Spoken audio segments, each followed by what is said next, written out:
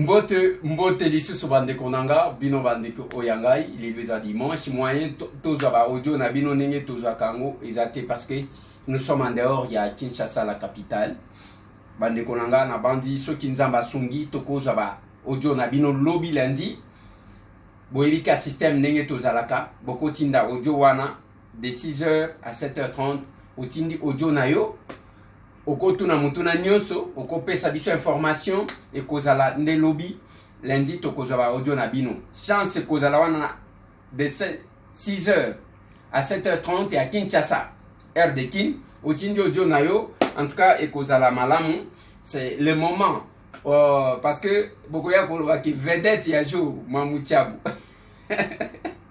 ya ratakate parce que ayebi ba heure wana kotinda audio na yo ya tout au plus 50 secondes pour na eleka eza 50 minutes te parce que na loba ki la bino ndeko moko atindelanga audio ya 27 minutes ata soki na plateau te est-ce que j'aurai le temps de suivre cet audio là na ozala na temps te vraiment otindi audio na yo ya 30 à 50 secondes otindi opesi message otuni mutuna opesi information et kozala malam parce que masolona depuis tes akapé cadre ya échange ya biso na bino eza motinda mi na bino tango na lobaka masolona depuis te motinda mi ya peuple eza mokonzité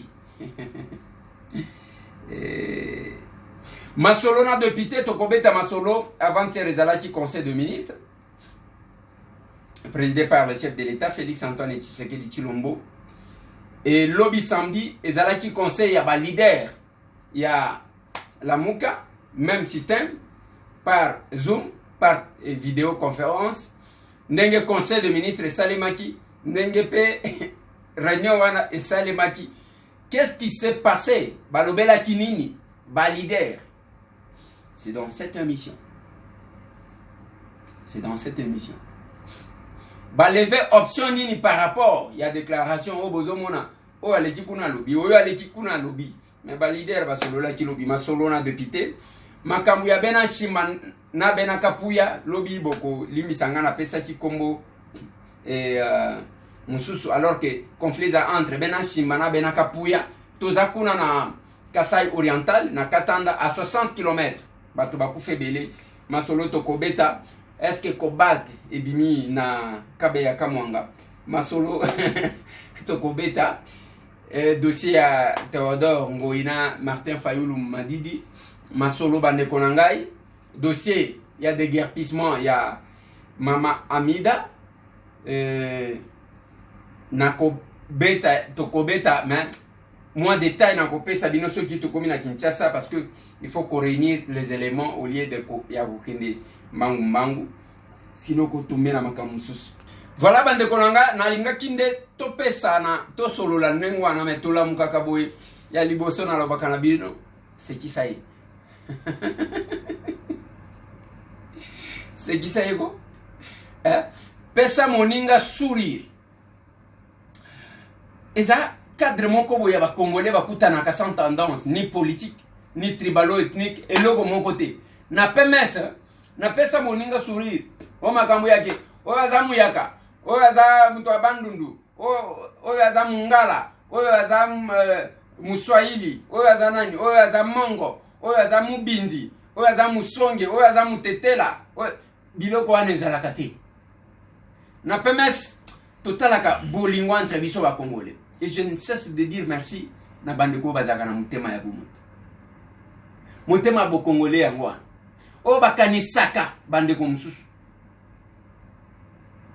oyo bayebaka que vie elengi ya vie na mokili eza kozala na bato parce que mukolo mutu nyonso ako comprendre que elengi ya vie na mokili oyo eza kozala na bato akoboma ndeko na ye te mpo nazwa mbongo akotiela ndeko na ye poison te mpo nazwa bokonzi akosala eloko moko ya mabe te contre ndeko na ye yango nalobaka na bino toko welela makambu mingi parce que toyebi te nini toko sala. Je le dis toujours, pas de bonne religion. Ceux qui osana bolingo na ndeko na yo te, eza lokuta vanda na yo. Il n'y a pas de bonne politique si l'homme n'est pas au centre. Les deux choses se complètent. yango bomoni nga na lobaka na batu même tango ozo tanga le prince ya Machiavel bande konangai, je vous recommande de lire la lecture dialectique de Machiavel oyo komama na vienanga mukendi mandako. Il faut koyeba ou comprendre parce que la politique ne doit pas être considérée comme une poubelle. Yango zomona mutu azolo bake ngana linga politique était ngai social kaka. La dimension sociale eza lokola oyo et ça là que politique ezala. Il n'y a pas de social s'il n'y a pas de sécurité. Il n'y a pas de social s'il n'y a pas d'organisation. Pour que social passe bien, il faut pas organiser. Alors que l'organisateur, c'est les politologues. L'organisation, c'est la politique.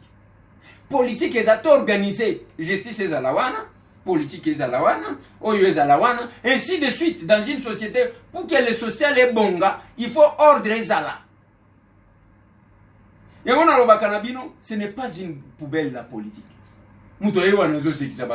Je suis en train de voir les analyses des uns des autres. Nakopeta masolo ya Martin Fayulu Madidi na Théodore Ngoui. Na ce qui s'est passé lobby na conférence ya ba leader. Tuna bango ceux qui batu baebi. Tous ceux qui vous font des bruits là. Yamana lobaka, bako loba na bango parce que quand le terrain vide, quelqu'un peut raconter ce qu'il veut. Ako loba na ye. Mais quand vous les mettez en face, ya mutu moko oyo ayebi. Yamona koloba na bande konabiso ya diaspora, vous montez vraiment des monstres dans mboka na biso. Bozo montez ba monstres parce que vous créez les leaders qui n'existent pas à Kinshasa, qui n'existent pas au Congo. Bozo créez ba leader o bazala kana Congo te. Bande konabiso apote. Muto aleki parce que alobi, mo Kabila sali boy, Kabila dégage. Dire que Kabila dégage maintenant là. Ça quel risque? Il fallait que Kabila dégage pendant que Kabila était en fonction. Ezo salanga mabe ya. Ezo salanga mabe.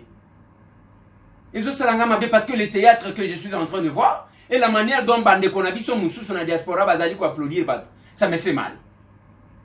Et comment on appelle bato bandi ko tinda soutien bazo soutenir. Ozo soutenir nani? Un acteur comme ça. Je vous ai dit, je connais une maman ya komina Kisasa. Namoni par surprise, natala kabo na kota na Facebook. Bango pe babandi ko sala émission na mwana na ye. J'ai dit, mais qu'est-ce qu'on voit là? Qu'est-ce qu'on voit là? Donc, kozala le batou bafandi, batie beauté, pas question ya âge, pas question ya nina, babandi wana. Allez, mbote na oyo, tosali boye biso, c'est quoi tosa danger, ainsi de suite. Et vous soutenez. Bozala kandenge nino. Qui se ressemble, s'assemble. Qui se ressemble, s'assemble. Et aujourd'hui, bande konanga, ça m'étonnerait, hein? Yamutu, comme on a que quand on parle de Kabila actuellement, mon toilette na télévision, soit tabani koloba, Kabila dégage, Kabila salaboy, Kabila salaboy. Vous pensez que Moutouan a joué risque actuellement? On avait besoin de cet effort. Pendant que Kabila avait tout. Le pouvoir, l'impérium.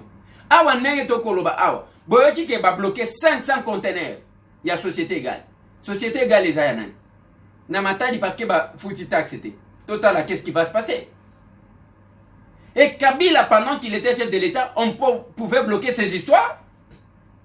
Mais jusqu'à aujourd'hui, les gens rêvent. C'est Kabila qui est là. On doit faire ceci. C'est Kabila qui sert de... c'est Tshisekedi qui sert de bouclier contre Kabila.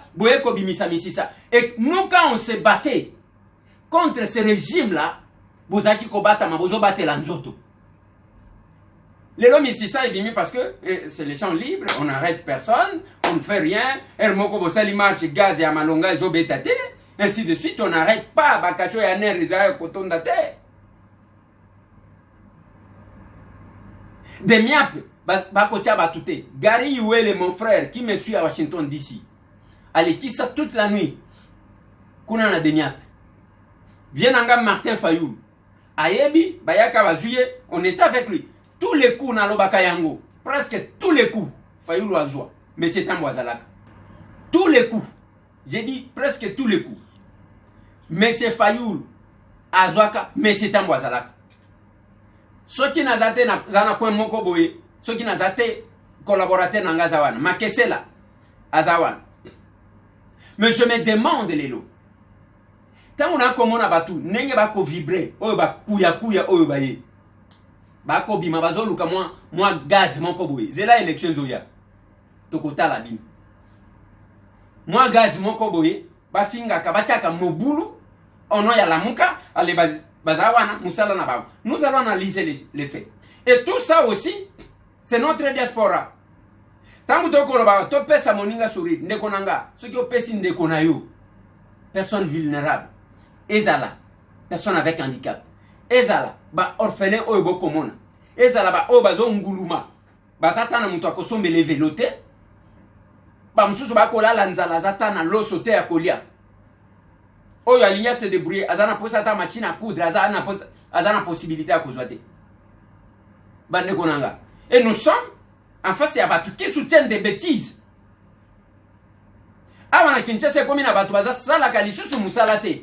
Yeka na télévision ake awa surtout biloko ya YouTube oyo akochawa abimi akochawa bimi akochawa yewan asala ka musala nini azana asala ka musala te kotambola ke awa lungwe ake awa lungwe parce que nyonso tu wana bokanisi za bolingo ya mboka aza bulo azwa yango wana ayiki bato apoto bakobenga ndeko weekend na western bitumba ezawana kende ko $50 na yo wana obebisi kende ko pesa ta moninga sourire na ba personne vulnérable.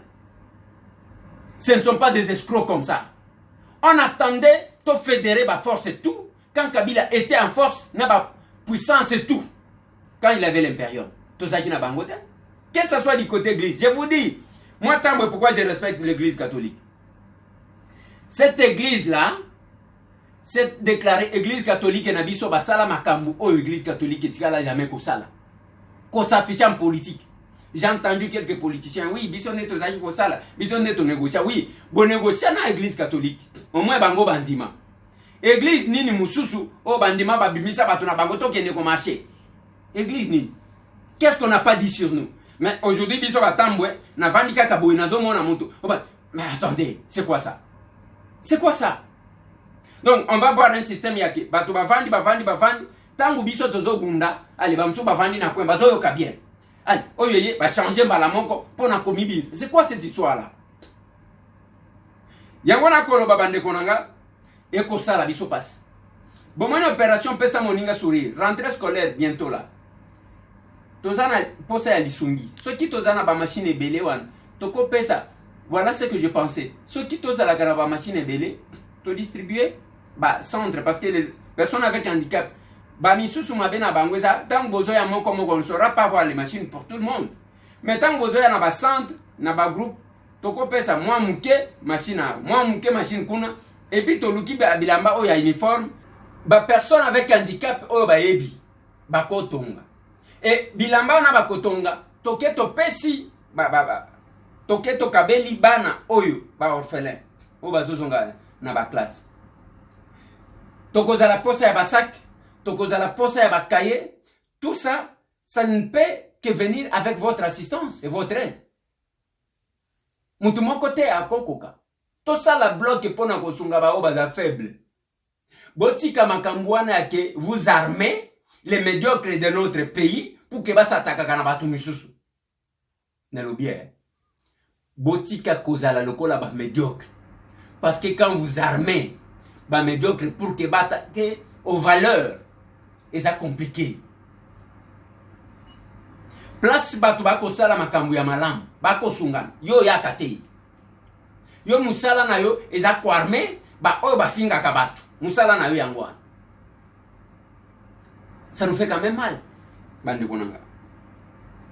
Na conseil de ministre baye kolobela dossier tozaji kosenga, le chef de l'état alobeli yango makambu ya stade.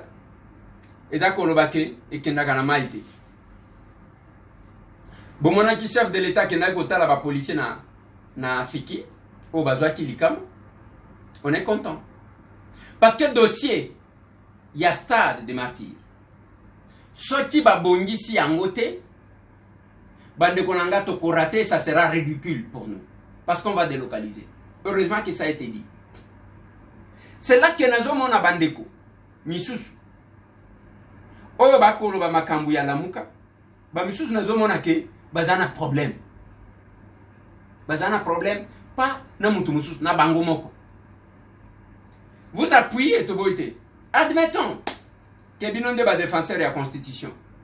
Ouais, les hommes malam. Oh, Félix a violé constitution, ainsi de suite. Théodore Ngoï, je ne l'en veux pas du tout. Je ne l'en veux pas du tout. Pourquoi?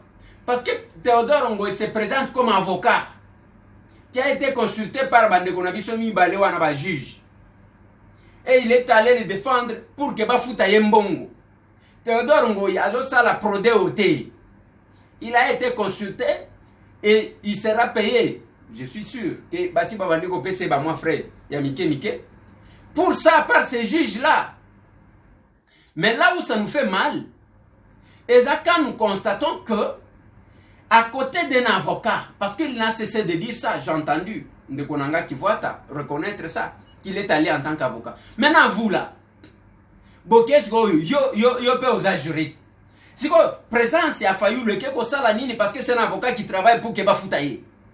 C'est ça que vous ne parvenez pas à expliquer aux gens. Et ce n'est pas bon. Il est difficile à Kingaï Tambo na Vandi Penzaboui. Au moins, on va raconter des bêtises ou on va raconter. Et vous trouvez normal Kindo Kiesa Tango Mutu, Azo préféré Tambo Mwamba, mais Azo Ina Félix. Et ça est le Kobabengi Kindoki. Kindoki. Stade wana, soti 4 millions kaka Tambo Mwamba Zwaki. Pona kobongisa moi salle wana ya 108 personnes. Bakobongisa stade et si la malam. Il y a la dame là, bozolo ba libérer Tambo Mwamba. Mais entre-temps, vous êtes là pour soutenir bozo beta munoko. Pourquoi? Et quand on vous dit que vous appuyez le FCC, bozo pesa bango babeki bozo wanga na po ani. Lelo Tambo Mwamba komi malamu ata soki Olia Kindoki na bomwana. Tambo Mwamba komi malamu par rapport à Félix. Et c'est ça. Kende na discours wane pas et pas Jomi oya yebi passe à mon alikolo ya tatawa. Kende na ngo et pas tous ces politiciens qui étaient en prison. Kende kolobati. Yo zoloba malamu parce que o souffra na yote yo ata wapi ata na commune bakanga yote. Yango zomona il y a 2 temps. Quand Moukeba il réagit, il ne réagit pas pour rien. Là, je vois tout le monde s'attaquer à Moukeba et tout ce que vous voulez. Jusqu'à dire que depuis Moukeba, il y a Bimaki en prison. Mais depuis Moukeba, il y a Bimaki en prison, ça dit. Moukeba, je ne viens pas ici défendre Moukeba. Nazo ya ko défendre été. Mais toi, Bibi Soba tout au Kangama, Moukeba, c'est parmi Batouba Bimaka, prison tête haute. Le col avec Soba Tambo. Toi, Bani en combat. Yo même na commune na bakanga yote quand il y avait des problèmes. On a Moukeba wana quand on l'a arrêté. Bozaki ko Kongola mbongo awa. Boyo kaka soni. Na yoki heureusement yemo ko Moukeba ya répondre bin. Boyo ki nenga zo qualifier bin. Boyo ki nenga zo qualifier bin. Quand Moukeba est arrêté, bino kaka collègue na ba média bozo escroquer ba tuna yoki la maweza ba ndeko na biso ba Liban. Eza ba ndeko na biso ba Liban. Parce que Moupaya kaka na mela kama ekufela mbwa. Komba Moukeba wana boko tambola kana ngo boko zwaka mbongo. Zela Moukeba lokola, il a dit qu'il va parler. J'ai souhaité que Moukeba parle. Ceux qui bande qu'on a vu, bozaka ba fanatique aveugle boy pona nini. Okopesa mutu mbongo, okolandela même pas mbongo ngwe comment quitter. Et bah tous les escrocs, bangone ba sotaka le premier tango malheur résume mutu. Bango ba sauter lokola ba to mutema mao. Ils ne font que chanter. Je l'ai dit. Aujourd'hui, le dossier Rossi Mukendi n'est pas toujours fixé. Jusqu'à aujourd'hui. Et qui parle encore de Rossi? On parle de Rossi en filigrane, en passant comme ça. Et ce sont les gens à l'évacuer ma photo, qu'on a ainsi de suite. Après, c'est tout. Qui connaît où se trouve la femme de Rossi? Qui connaît où se trouve Kelly? Les fils aînés de Rossi. Qui connaît où se trouve la maman de Rossi actuellement? Nana kenali suko talabang. Mais bozako na soko lingi won s'attirer sympathie. Wana Rossi Mukendi chema bovanda. Et les lobande konangai. C'est le degré ya Kindoki. Quand on préfère Tambo Mwamba pour na ko ina Félix, même ceux qui ont normalité. Même ceux qui ont normal. Après eza koloba te ke bon tolingi tolongola Félix parce que Félix nda azosala ombrage ye nda azoprotege Kabila mais Tambo Mwamba azoprotege Kabila te kindoki eza eloko ya mabe eza eloko ya mabe quelque part là il faut apprendre à se taire tout simplement biso tozoloba parce que toyebi pasi yango nalobaka na bino mon vieux Martin Fayulu je n'ai jamais supporté que moto afinga ye nalingaka te moto afinga ye la même chose nalobaka kosimba Félix te ozomona kofinga Fayulu te kosimba Félix te ça ne va pas non parce que batumi balewana moi je sais comment nous avons souffert tant ozomona bato bazo poster ba photo tozana bango bazo poster ngo pamba te eza na ba eta wana tant ozomona moko nazana katikati na bango ngana zana bleba parce que na yebi wapi na uti ngana uti na kati ya milinga tozo kutana et puis je l'ai dit encore devant la caméra presque place tout Martin Fayulu a un problème mais c'est un moazalaka que ça soit ba photo que ça soit ba vidéo eza ya mais c'est un mona son équipe tokomi wapi muto aleka a contredire nga boye kaka nengo wana ale bo profiter ceux qui bozo luka électoral zela élection ba organiser ngo ata lobby na Kinshasa ngo et chaque jour bino musala na bino eza ko boaka essence na moto musala na bino yango mikolo news pendant que les gens cherchent à cette bon pour le moment vous pouvez monter ou descendre cherchant la destitution de Félix eza kolobake Tambo Mwamba zwa passe qui voit Tambo Mwamba voit Kabila et vous voulez dire que moi qui sont bango ne bazana alliance oui bango bazana alliance mais ba beba nit bazo benda na mikolo nyonso bazo benda na mikolo nyonso attention qui bazana alliance et nous sommes là on fait une chose son contraire je l'ai dit toujours j'ai entendu même de Steve tango azoloba oui azoloba bien c'est bien bon mais mon collègue Adolphe Muzito ayaka ko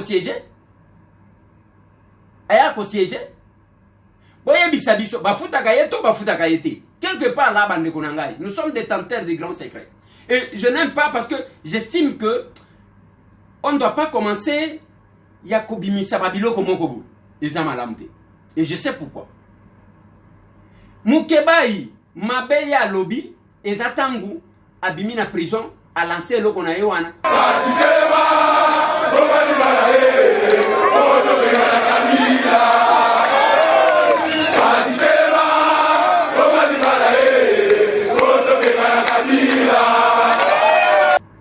c'est ça l'isumu ya Mukebai yango. Mais quand on préfère Tambo Mwamba mais on prétend combattre Kabila, vous vous moquez de qui? Vous vous moquez de qui? On préfère Tambo Mwamba.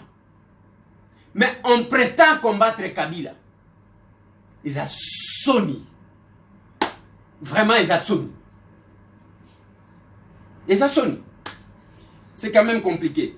Bande Konanga, Baye Bisabino, Lobby Ezalaki, réunion, il y a la Mouka par vidéoconférence. Katumbi Chap, Fayulu Madidi, Martin Fayulu Madidi. Jean-Pierre Bemba Gombo, je ne sais pas. Bande Kotouan, est-ce que Bakole à la télévision, Baye Bisabino, qu'est-ce qu'ils se sont dit? Et à quel pourcentage? Ba leader, il y a la Mouka Bazali ko soutenir des marches à Théodore. Beaucoup de Sabiso. Quand vous dites qu'on va organiser les élections anticipées, avec quels moyens? On va accepter que Tambo Mwamba ya Vandiwana. Mais au cas où Tambo Mwamba va organiser les élections, qui aura beaucoup plus de chances? C'est Martin Fayulu? C'est Jean-Pierre Bemba? C'est Moïse Katumbi? Ce qui, Tozwa, admettons, le lot va destituer Félix, Batia Tambo Mwamba, à Vandiwana. Il doit organiser les élections dans 4 mois. D'abord, Bato FCC, aux hommes, on a bangona bilongia que les lots va jouer Bongawana, ils peuvent organiser. Batirar de ficelles mususu oya katanga bozo comprendre makambo bako lobate makambo bako sala ba tourner mususu ko sala manakatanga bozo yebate qu'est-ce qui se passe et quel est le discours qui tient bazo lobanini so ki boyebi eloko te bo vanda botika kwa mburiye bato eza soni tangu muto azolobake bon ye azo combattre Kabila mais azo luka Tambo Mwamba a comme chef de l'État qu'il va organiser de bonnes élections, c'est ça. même ba réforme ango ta moment ba vandi asale libino réforme malonga. En tout cas il faut que soni yango na kolo ba bande konanga bokoti ko yebisa biso qu'est-ce que les leaders ya la muka ba lobby na réunion ba sali na vidéoconférence ils sont en quel pourcentage qui soutiennent cette démarche là boka kasoni et na vie nde yango zomona même jeunesse sango jeunesse zaka ko revendiquer jeunesse azali ko se retrouver te kimukala ele kakate na lobia kimukala ele kakate la jeunesse ne se représente pas on ne se retrouve pas kimukala ele kakate yango boko mona bo vandi bino boko sala kimukala il y a quelque chose qui va se faire babenyi lisanga bonganga ba pesi bino boko tambola kimukala ele kakate pendant que lisanga bonganga wana zaki ministre. Et vous savez ce qui a été dit. Tout de suite, bino bozana ba mukala koloba. Ki mukala ya modèle wa. Après jeunesse. Vous devez nous dire ce qui a été dit par les leaders. Il y a la muka. À quel pourcentage? Est-ce que Bayokani, quand on parle des élections anticipées, tout ce que vous voulez, à quel pourcentage? Position à Bangouza Ndengeni. Les leçons qui ont tout Jean-Pierre Bemba. Ozuka micro na yo. C'est ce que nous devons entendre. Au lieu à causer la chose. Ozu micro na yo. Ok, pas Jean-Pierre Bemba. Otuni question wa. Olongwe. Ok, pas Moïse Katumbi. Otuni question. La même question. Olongwe. Ok, pas Martin Fayoul. Parce que Mouzito va kondakaye penza lissusute. Akoma lokola sous-ensemble. Hein? Akoma lokola sous-ensemble. Alors, opinion naïezo compte penzate. L'opinion qui compte, c'est l'opinion de Fayoulou. Ce que Fayoulou a dit, c'est ce qui est accepté, c'est ce qui est considéré comme point de vue en même temps. Il y a Adolphe Mouji, tout ça, c'est clair. Donc, c'est ça. Parce que la Mouka est tika la lokola batumisat. Moïse Katumbi, Jean-Pierre Bemba, na Martin Fayoulou. Et c'est ça. Parce que Mouzi, toi, comment on a sous ensemble. On a un problème, exacté. Yangona kono babande konanga. Ok, otuni bango. Lobby, tous ceux qui vous font des bruits. Baye Bisabino, qu'est-ce qui s'est passé? Comment la réunion s'est déroulée? Comment? Batsukina position ni. Et dans quelles conditions cette réunion-là s'est terminée? On ne va pas toujours là. Ceux qui ezana batu, bazomona que les lokabila ceux qui a zongi, bango ba kozala na risque. Nde ozomona bazoza position moko radicale. Mais bazomona que même ceux qui kabila zongi, ezaka ka ndengwa. Et puis bazolo bakete. Oh, nous, on ne défend pas. Et d'ailleurs, c'est Félix qui les protège. Ainsi de suite. Oui, c'est Félix qui les protège. Qui a la majorité au Parlement. Et vous demandez que quelle majorité? Bah, c'est pensé. Je suis dans cette assemblée-là. Je suis dans cette assemblée-là. Nako Matissa Bretel. Mkolo moko akole. Nalobia. Nako Matissa Bretel là. Mkolo moko akole. D'où vous allez la poser. C'est pas bien. Ça nous fait très mal quand quelqu'un se donne l'audace et a collé la télévision pour nous soutenir que Tambo Mwamba a comme président de la République. Bango Monko FCC ba meki simbité. Alors, vous venez là-bas, vous prenez des positions et vous ne voulez pas que les gens vous disent vous prétendez défendre la Constitution. Quelle Constitution? Il fallait défendre cette Constitution-là. Quand vous oui, vous allez me dire qu'il n'y a pas d'égalité dans l'illégalité. Mais pourquoi seulement? Mais il y aura aussi 2 poids 2 mesures. Il y a un précédent. Et ça m'étonne surtout quand ce sont les juristes qui parlent. Les autres salangamabe. Les autres salangamabe. Dans le dossier, il y a Benansim. Il y a Benakapouille. Mais dans tout ça, bande konanga. Batu bazo pesa batu makasi ya kolega na ba télévision ba ko raconter ba connerie mingi za bande ko bazo soutenir ba batu basala balisu musala te ko tambola mais nous avons besoin de mwana oyo gidali ayewana nazana posa ya loso nazana posa ya miliki nazana posa je suis obligé à okene ko lukela ye ko pese loso ko pese sukali ko pese miliki na bi komba mwana à part gidali nabi mama na yaza côté ani ouais côté na province ni kana na yoka kiazo le baso qui Congo un jour na ebi papa na ye azaso ki wapi son papa là qui l'a abandonné les lois azaso ki na Angola na ebi et tous ces enfants là que vous voyez oh bazo ya comme on a bayé na muke tozo tuna na bikolo wana et je l'ai fait pourquoi parce que nazana pour sa popularité nazo sala mpona nini parce que nazana posa ba votenga papa boye bakabatu ti boye bakabatu eza compliqué bena simba na bena kapuya bande konanga batumani bandako ndenge na bisa kibino lobi je m'étais trompé na tangaki olia bena simba na tangaki kombo mususu kuna eza bandako ekei obo bengi bakazi biso to ba villageois mais dommage que qui villageois na biso bazwa photo ya vélo olubitala bisika uti nena tuni bango wana nazaki na âge nini siko nazana âge nini et puis bazwi photo moko ya poto bache même photo même tenue nga wana na plateau nazaki na tindiki vélo après na présenter plateau eza PTT yango monia nga na olega bino kaka parce que na village yo pe vana netoko ça pe photo na ya etoko vandi to ndima yo la kisa pe photo na ya etoko bala kisi wana tala nzamba sala kama makambo minene et puis mutu azoloba soki mwana mobali basekaka yete soki nano kufite tala Eliezer place à côté siko ndena tuni baona lobi wana na zaki na ajni azgo na zaki na ajni photos go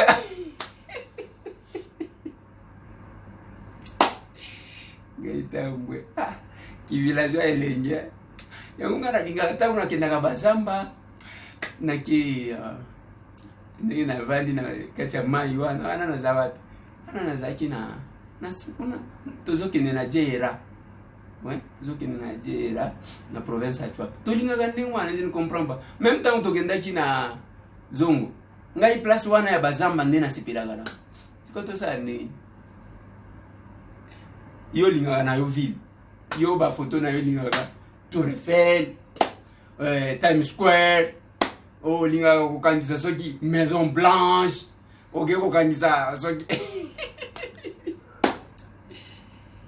ngasi ko na linga soki na kitina mbandaka na kei na kena bikoro kuna na kena kangisi photo j'aime ça allez baloko tala place mwana mobali soki akufina nu te tala place azalaki wana zo pousse vélo tala siko nenga comme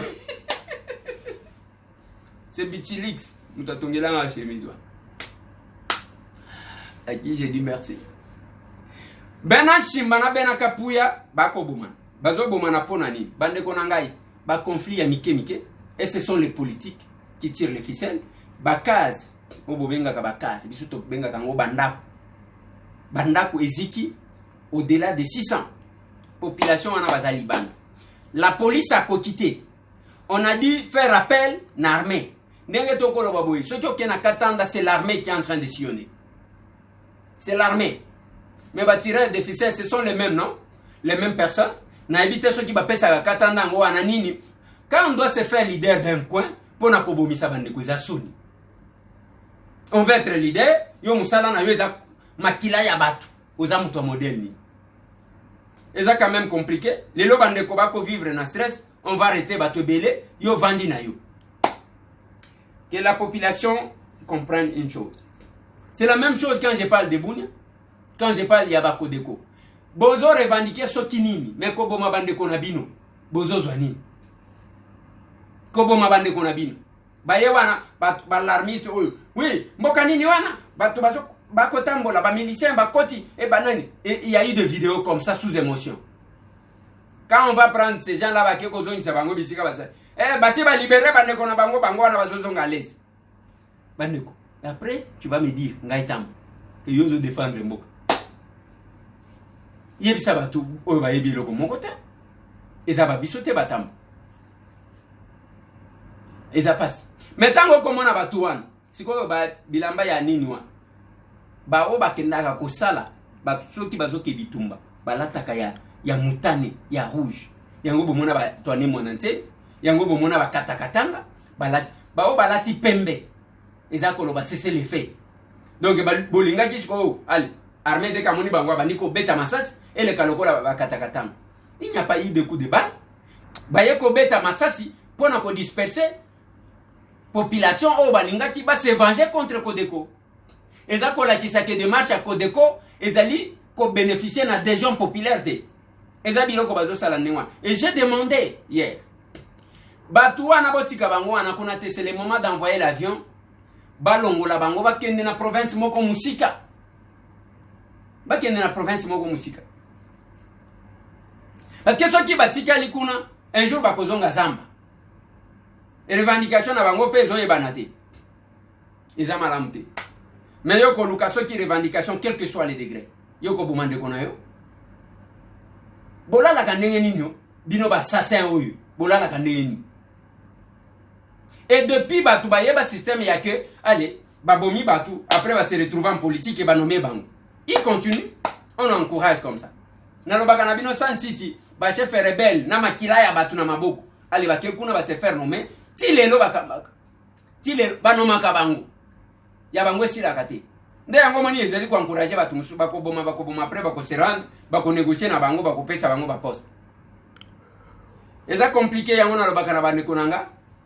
Ezala bao bazana Kinshasa, ezala bao bazana province, ezala bao bazana wapi, ezala bao bazana poto, bao bazana Liban.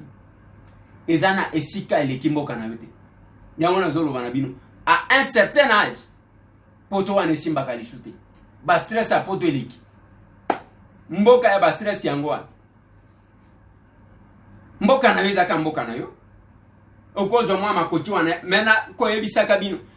Ko somba bisomba somba mapango te ko regretter. Tika kosomba lupangu sirba d'une photo.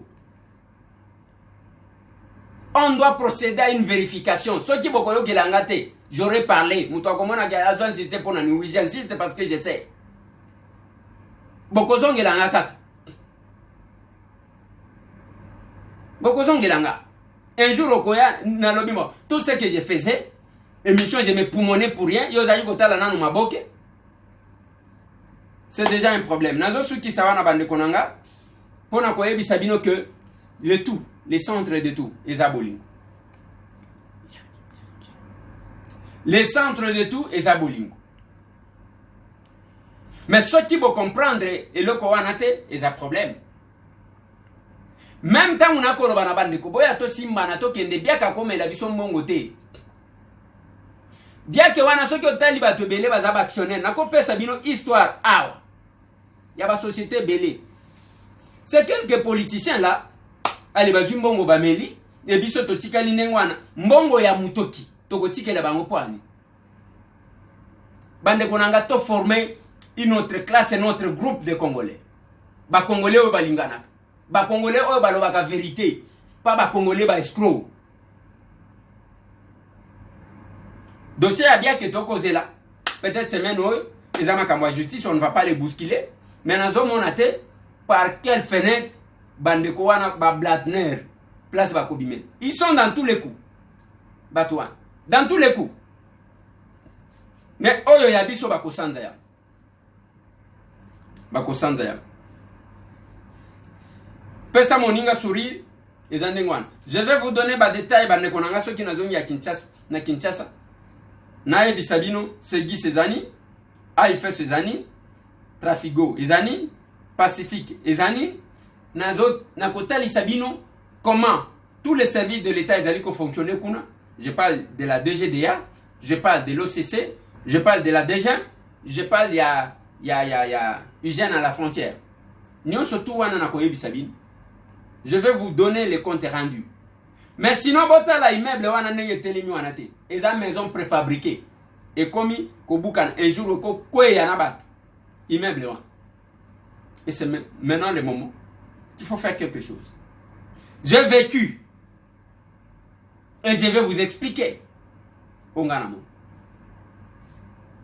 Mboka na biso toko se plaindre mbongo te. Mais place tozana soni za yake. Tobimaka maboko pamba awa nyonso mai tozo somba libanda ji tozo somba libanda yango na koloba na bande konanga bazana présidence siko ba investisseur nyonso tomona oh il a reçu le chef de l'état reçu ba investisseur ba ye même pas muto asalela biso kirdan na Kingabwa usine ya kirdan même pas ya allumette ezati soki olobi allez muto ala muka yewan ainsi de suite ba investisseur tomona bo memela biso même ba prince bazoya kokanga ba selfie prince. Même pas société à Kurdan. Usine à Kurdan. Exacté. C'est quand même compliqué et c'est bizarre. notre pays ne peut pas manquer l'argent. Ne peut pas manquer l'argent.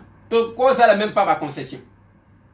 Parce que, et le créé à Kambong, ils ont tout. Bande konanga na suki si wana pona lelo, masolona député, kopo sanate, kope sa moninga sourire, denge bokomona wa. Bana wana ba kozela ya yo lisuni. Ba personne avec handicap, ningo komona, ba yaka wana, ba kozela ya yo lisuni. Toboya ba polémique, tolobi to sala, to zala ensemble. C'est compliqué. Lobi bobo sanate, tokozwa ba audio na bino bokoti nango de 6h à 7h30. Audio kobengate. Audio il y a 30 à 50 secondes.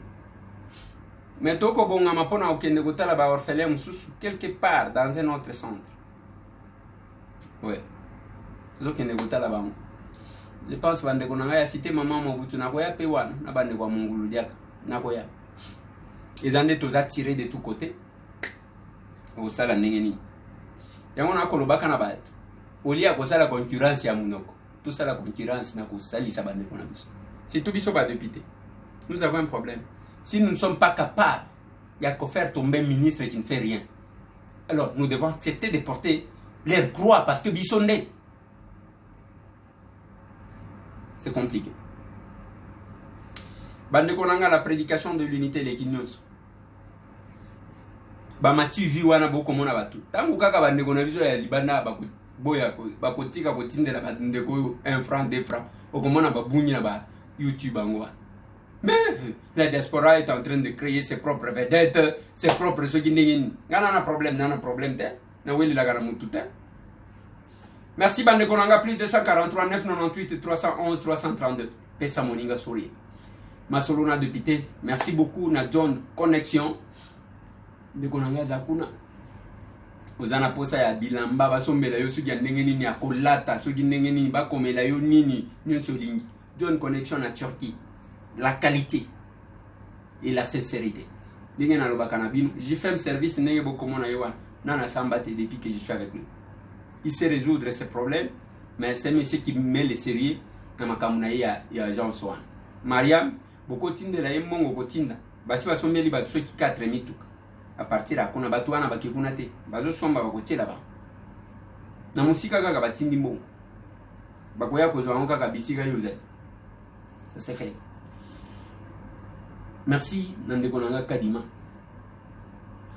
Oyaza na Dubaï. Kala mingi te peut-être na koya d'abord na Dubaï. Ito ya te monan. Merci. Tokuten.